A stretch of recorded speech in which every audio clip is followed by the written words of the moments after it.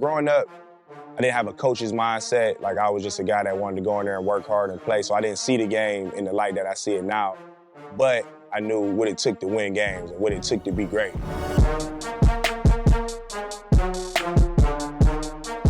When I first met Terry, he was probably about 14, and I was 17, and I was hearing about this kid in middle school that could play, and they was telling me about him. Playing with Ant, being a young kid, you gotta think about I'm a freshman, coming in playing with a guy I just watched last year when I was in 8th grade, who was definitely the best player on the court, and then now I'm playing with him. I definitely knew that he would play varsity the following year, just seeing how he was in 8th grade. He was small, he was short, he wasn't that big, but he just had so much heart, and wound up meeting him that summer in the gym. Never told him that I was a fan of his game, just kind of went right at him to see where his mind was at.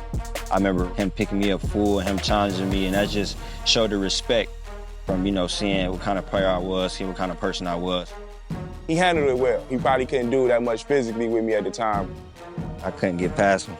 Well, it's different now, because he can't check me now. You see a young kid who was that passionate, as passionate as I was about the game. It was just like, it's somebody I can gravitate towards and somebody that I could definitely be around. Everybody respected this game in the city.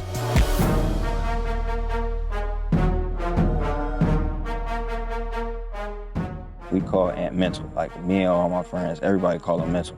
And how good he is in basketball, it don't surprise me how much he thinks the game and really trying to break down the game and get to, a player's best interest and get you better.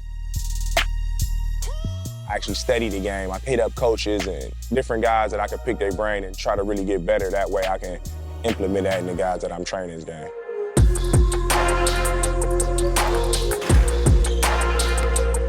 What sticks out about Ant's workouts is they're game simulated. It's what you see on the floor every night in the NBA.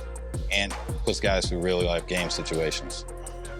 I don't really come to Miami too often, but when I do, I'm definitely calling Ant, knowing if he's here or not. Check in so I can get some work on my handle, get a good run in, get a good sweat.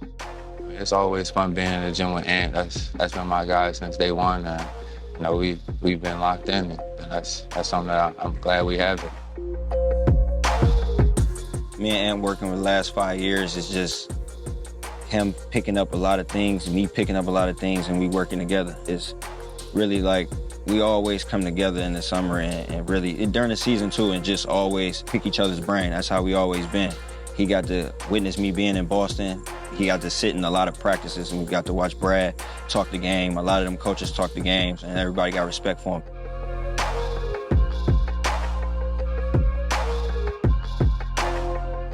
Each guy just try to be creative with.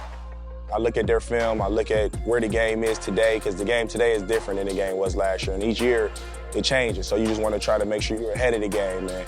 Giving guys live reads, whether it's pick and rolls, dribble handoffs, and just being creative with different options on, how they can break defenses down.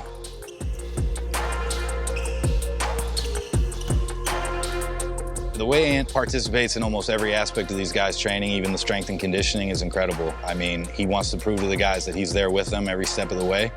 It shows. I mean, once they go from the strength and conditioning to the on-the-court stuff, you can see how locked in they are. I really feel like giving it my all in the gym and giving the players my all is what I'm in it for. I like to get in there and get after it and get those guys the best game feel that they'll see. And having that grind about it, that's one of the the special things that a trainer can have, because it's just showing your players that you really care. He get up and be at the gym working out with me, lifting at 9 a.m. and then he still got to go over, travel to the gym, work me on the court, and then work everybody else out, then go back to the gym. So he a guy that don't complain. It's just, it's kind of like how I am, and that's why we don't clash, and we just always, just worried about the next day and getting better. And, that's just the kind of guy he always been. Last second. It's to another level in this, and I always respect that about him. If I get to the point where I can't physically be out there and it get watered down, I just probably wouldn't do it. Because I'm not one of those guys that would just sit back and pass the ball and watch, and I wouldn't want to disrespect the game. That's why I work out. That's why I try to stay in just enough shape to last all day with these guys.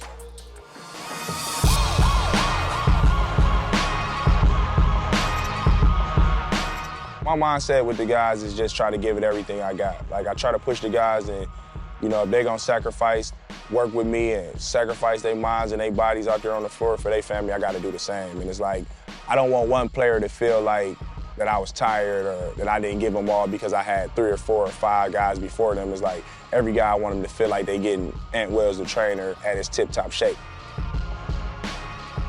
During that moment, I try to lock in mentally and just, it's just mental. Tired and fatigued is a mindset thing. You keep going, you push through it, and you know, you don't worry about making excuses.